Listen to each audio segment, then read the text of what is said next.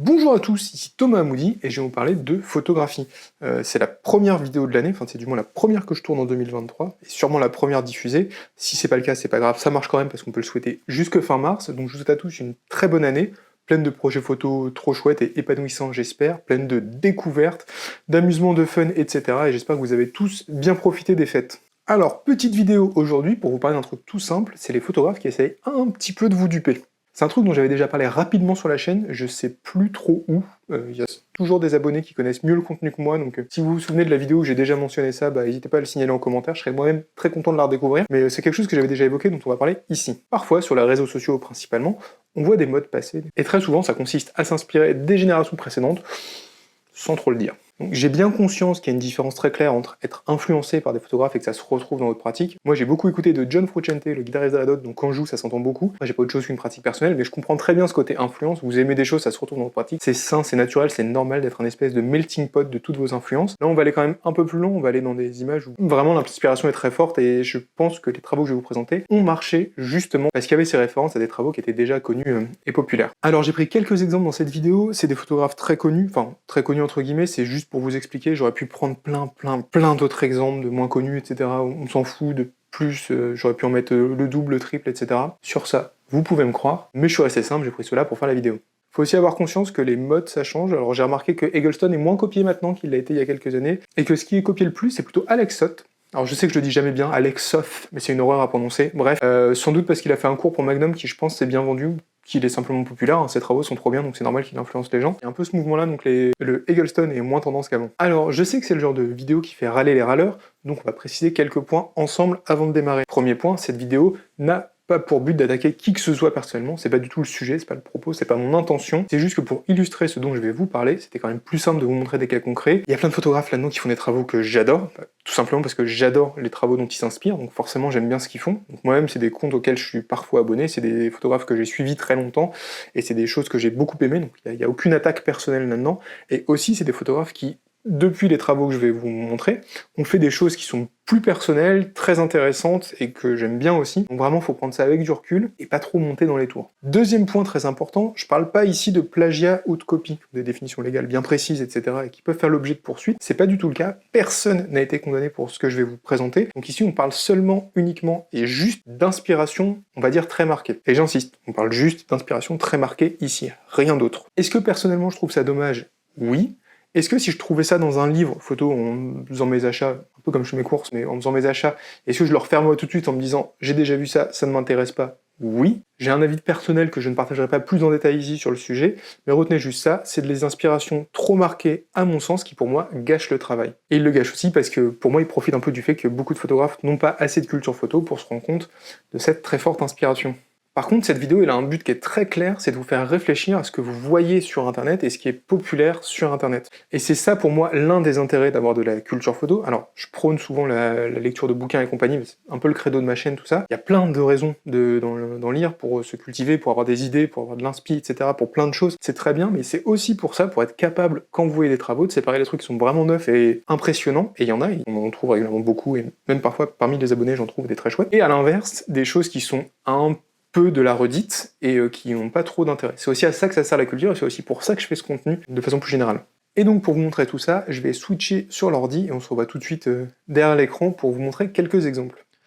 Les deux premiers photographes dont on va parler, c'est des photographes qui sont anglais si ma mémoire est bonne, que j'ai découvert il y a quelques années en me mettant sur Instagram et j'adorais leur travail. C'est Sixth Street Hunter, donc s'appelle Craig Whitehead, et Joshua K. Jackson. J'espère que j'ai pas écorché son nom. Non, c'est bon, Joshua K. Jackson. Donc deux photographes anglais. Alors ce qui m'amuse beaucoup sur leur sur leur compte Instagram, c'est qu'ils ont tous les deux une photo noir et blanc avec une casquette. Je sais pas pourquoi, c'est peut-être un code chez les fans de Soul Later, aucune idée. Donc j'aime bien leur travail, il y a aucun souci avec ça, c'est la photo qui est excellente, ils font plein de trucs très très chouettes, mais je me suis un peu désintéressé de ce qu'ils faisaient parce que je pouvais pas m'empêcher au bout d'un moment de revoir quelque part de la ressucée de Soul Later, notamment dans tout ce qui est photo de nuit avec de la brume, l'éclairage nocturne à New York, il y a quand même beaucoup de rappels. Alors je vais vous montrer quelques exemples pour rigoler, c'est vraiment pas les pires.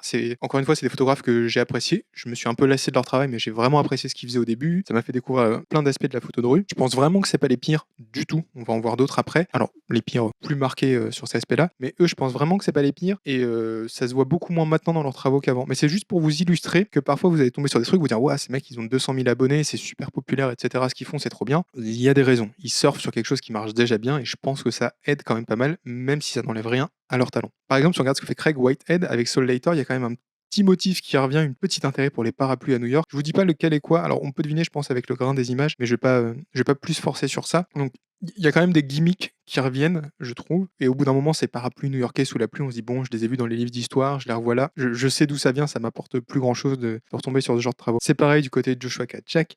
Il a fait toute une série sur Soho où il travaille beaucoup sur les lumières. Il travaille beaucoup sur les reflets, les néons, etc. Le côté humide, brumeux. C'est quelque chose que j'ai un peu déjà vu aussi. Mais c'est moins vilain que ce qu'on va voir tout de suite. Le photographe suivant, c'est Arnaud Montagar, il s'appelle. Pour moi, c'est un Français qui vit aux États-Unis. Quand j'ai découvert son travail, j'ai adoré ce qu'il faisait. Je crois que son dernier projet aussi est très très chouette. J'avais été le voir sur son site, j'ai oublié le nom, mais je crois qu'il est très très chouette. Mais je me suis lassé parce que au bout d'un moment, je me suis rendu compte des grosses ficelles qu'il y avait derrière et du fait que ça marchait pas comme ça devrait marcher. Je m'explique. Pour la millième fois, et je suis désolé de vous le redire encore, mais s'il y a des nouveaux dans les vidéos, ils l'apprendront, je suis très très fan du travail d'Eggleston. Et ce que j'aime chez Eggleston, c'est son côté un peu punk. Quand, dans les années 70, tout le monde faisait de la photo, je sais pas, de modèles, de voyages et compagnie, ce mec-là, il photographiait son four dans le Mississippi. Moi, ça me fait mourir de rire. Il a été payé pour faire un reportage, alors je crois que c'est la veille de l'élection de Nixon, le reportage s'appelle Election Eve, c'est sur la veille des élections, l'ambiance de la veille des élections aux US. Je crois que c'est Nixon, hein. Je suis pas vraiment sûr, c'est peut-être Carter.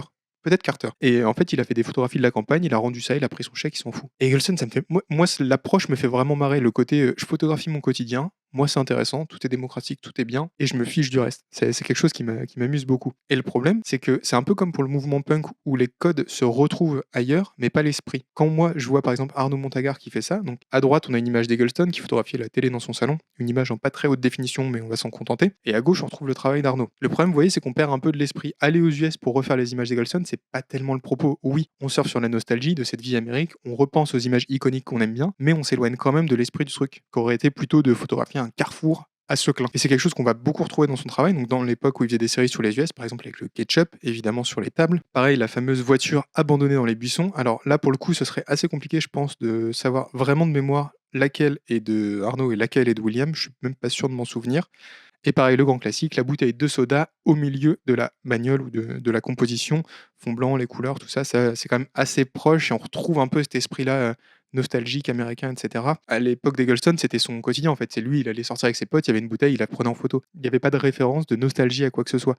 Ce qui est plus le cas maintenant. On est un peu plus dans quelque chose qui va être répétitif, qui va être référentiel, qui fait des références à quelque chose, mais qui est plus aussi direct et instinctif que les travaux d'origine. Pareil, on retrouve des travaux de Sol Later chez Arnaud Montagar. Typiquement, cette photo-là, j'ai pas besoin de vous détailler trop pourquoi elles sont assez similaires. Donc celle d'Arnaud, c'est celle de droite, je pense. Ça marche, c'est populaire, son livre s'est super bien vendu et c'est top pour lui, mais moi, je peux pas m'empêcher d'être un peu gêné à titre personnel par ça, où je me dis que bon, si ça marche, c'est aussi parce que ça réemploie discrètement des recettes qui étaient préexistantes. Mais je vous l'ai dit, je comprends parfaitement qu'on ait des influences, que ça se retrouve dans le travail photographique, c'est tout à fait normal. Mais à titre strictement personnel, moi je trouve que le curseur est un peu trop loin pour mon goût. Et donc on va passer à mon petit préféré, le David Michigan de la photographie française. J'ai nommé le bien nommé Laurent Bahut Photo. Laurent Bahut, c'est un photographe qu'on est beaucoup à connaître sur Twitter notamment, parce qu'à une époque, il s'est fait entre guillemets connaître où il a augmenter son audience de façon considérable en faisant beaucoup de follow and follow. C'est-à-dire qu'il suivait les gens pour qu'ils s'abonnent en retour et ils se désabonnaient ensuite. C'est comme ça qu'il se retrouve avec une audience assez énorme de 248 000 abonnés. Mais paradoxalement, on voit un petit peu là où ça coince. Il suit 135 000 personnes. C'est juste ici. 135 000 personnes, c'est quand même relativement beaucoup. On voit un peu les ficelles. À titre de comparaison, Joël Meyerowitz a un peu moins de 10 000 abonnés sur Twitter. Je vous laisse vous faire votre propre avis sur ces chiffres. Todd Ido, autre grand photographe américain, en a environ 6 000. Et enfin, Yann Arthus Bertrand, qui est le photographe sans doute le plus connu en France, le plus populaire, parce que vraiment, je pense que ma grand-mère connaît Yann Arthus Bertrand. Yann Arthus Bertrand, c'est 41 000. Voilà. Cette façon de grandir son audience, on l'avait tous constaté à une époque. Pas fait de mesure, je sais pas regarder de données, de data analytics, etc. On s'en fout un peu. Juste pour dire que empiriquement, Laurent Bahut, c'est quelqu'un dont on remarque qu'il a cherché à grandir son audience à une époque avec des méthodes un petit peu automatiques. tant mieux si ça lui a servi. Je pense que ça lui a ouvert plein d'opportunités d'avoir autant d'abonnés. Ça lui a permis sûrement de vendre ses livres, de décrocher des partenariats, etc. C'est tant mieux. Juste dans cette vidéo, j'essaie de vous montrer un peu les ficelles derrière les réseaux sociaux sur comment certains travaux sont populaires et vont aider les photographes à décoller. Là, je vous montre un peu une autre facette qui était juste l'abonnement des abonnements en masse qui crée une audience. Et du coup, quand on arrive, on se dit waouh, il a 5 fois plus d'abonnés que Yann Arthus Bertrand. Il doit être super connu et super bon. La réalité est un petit peu plus subtile. Et donc, pourquoi je vous parle de Laurent Baheux? Alors, je vous montre un vieux tweet que j'ai fait de 2018 où il y avait les images dedans parce que je le trouvais assez bien et j'avais la flemme de le refaire complètement dans le PowerPoint comme tout à l'heure. Donc, on va regarder ça directement. Laurent Baheux, c'est très inspiré dans ses images de Nick Brandt. Alors, sur le site de Laurent Baheux, on n'a pas les dates de prise de vue de ces images qui sont sur le site de Nick Brandt. Les livres de Laurent Baheux sont postérieurs à ceux de Nick Brandt, ils sont sortis quelques années après. Donc, s'il y a eu de l'inspiration, je pense que c'est plutôt dans ce sens-là. Je peux me tromper, ça peut être une erreur de ma part, mais a priori, ça a plutôt l'air d'être comme ça quand on regarde les dates. Deuxième point un peu intéressant, alors c'est plus le cas maintenant, mais pendant les fêtes de Noël, et j'ai pas fait de screenshot donc j'aurais dû, quand on tapait Nick Brandt sur Google, Yellow Corner, qui vend des tirages de Laurent Baheux, faisait de la publicité sponsorisée sur ces requêtes-là. Si jamais je retrouve ça, je le partagerai ou je le remettrai dans une vidéo parce que je trouvais ça assez marrant. Mais bon, je pense que personne n'est dupe sur le sens dans lequel a été l'inspiration. Donc on va regarder quelques images tout simplement. Donc par exemple là il y a une image issue de A Shadow Fall, un livre de 2009 de Nick Brandt, et là c'est l'image de Laurent Baheux. C'est similaire, vous me direz, il n'y a pas 500 façons de faire une photo d'un lion. C'est un peu pareil avec cet éléphant, donc c'est On This Earth, vous voyez le titre de toute façon en 2005 de Nick Brandt, et toujours Africa en 2012 de Laurent Baheux. Donc ça c'est l'image de Nick Brandt, ça c'est l'image de Laurent Baheux. Ok, il n'y a pas 500 façons de faire de photos d'un éléphant en noir et blanc qui est en train de se nettoyer. On retrouve aussi la même chose, donc toujours Africa d'un côté, A Shadowfall de l'autre. Donc ça, c'est la photographie de Nick Brandt, le panorama avec les girafes, et on retrouve une photo avec les girafes comme ça en nombre en tout petit. Encore une fois, il n'y a peut-être pas 500 façons de faire des photos de girafes, je ne sais pas. Même chose ici avec les éléphants et hop, les éléphants. C'est juste que sur la photographie de Laurent Baheux, il y a un éléphant à la traîne, alors que là, il y a plutôt un éléphant qui est leader. Mais voilà, c'est peut-être comme ça qu'il faut faire des photographies d'éléphants. Et j'avais retrouvé aussi la même chose, c'était assez drôle, sur une image de Ansel Adams qui est très connue. Alors le problème, c'est que je crois que c'est celle-là, celle d'Ansel Adams, parce qu'elles sont assez proches, vous me l'accorderez, donc c'est un peu difficile de faire la différence entre les deux. Donc ça, c'est celle d'Ansel Adams, et ça, c'est celle de Laurent Baheux. De mémoire, c'est comme ça. Je crois qu'il avait réagi sur Twitter à l'époque en disant que c'était un hommage, qui confirme ma théorie que c'est quelqu'un qui a des influences très nobles et qui en rend hommage dans son travail, et c'est le valoriser derrière. Donc, encore une fois, tant mieux pour lui, on lui souhaite tout le bonheur du monde avec cette audience et ses travaux. Et pour moi, il va être temps de conclure. Donc, on a vu assez d'exemples pour que vous compreniez le principe et que vous ne vous fassiez plus avoir par les travaux que vous voyez en ligne. Pour résumer, il y a plusieurs façons d'avoir une grosse audience, etc. sur les réseaux sociaux et d'avoir beaucoup de likes et compagnie. Il ne faut pas être trop dupe de ça et des mécanismes qu'il y a derrière. Alors évidemment, il y a des photographes qui font des travaux qui sont incroyables, qui sont trop bien, qui percent, qui marchent, et c'est trop cool, et tant mieux pour eux. Il y en a une partie qui va utiliser des recettes qui sont très simples et qui fonctionnent à tous les coups. Si vous faites du paysage en HDR, en pose longue, ou de la photographie de jeunes filles dénudées, ça marchera toujours mieux que des travaux d'auteur, aussi excellents soient-ils. Donc ça, il y a des imbattables, un peu des tops, des classiques hits. Et enfin, comme je vous l'ai montré, il y a quelques photographes qui s'inspirent beaucoup des générations précédentes, c'est des choses qui se voient beaucoup dans leurs travaux, et comme c'est des travaux qui étaient populaires et qui plaisent et qui jouent un peu parfois sur notre nostalgie, et ben le fait de s'en inspirer, de l'avoir de façon très présente dans leurs travaux, ça marche sur leur succès, il n'y a pas trop de doute sur ça. Je répète que dans cette vidéo on parle uniquement d'inspiration, je vous ai montré des exemples, c'était pour illustrer ce propos et cette vidéo, ça a pour but d'embêter personne, n'embêtez personne avec ça, juste lisez des livres, c'est vraiment ça qu'il faut en retenir, se cultiver, lire des livres, aller voir des expositions et compagnie, regardez le contenu que je peux faire ou celui de Laurent sur des aspects culturels, parce que plus vous aurez cette culture, plus vous serez capable d'aller trouver ce qui est bon, ce qui est vrai, ce qui est original dans ce que vous voyez, et d'avoir une approche la moins Beaujolais nouveau, on pourrait dire. Merci à tous d'avoir regardé cette vidéo jusqu'au bout, j'espère qu'elle vous aura plu, j'espère qu'elle vous aura aidé, j'espère qu'elle vous aura fait prendre conscience de certaines choses. Si c'est le cas, n'hésitez pas à laisser un petit like, à vous abonner, etc. Vous connaissez la musique.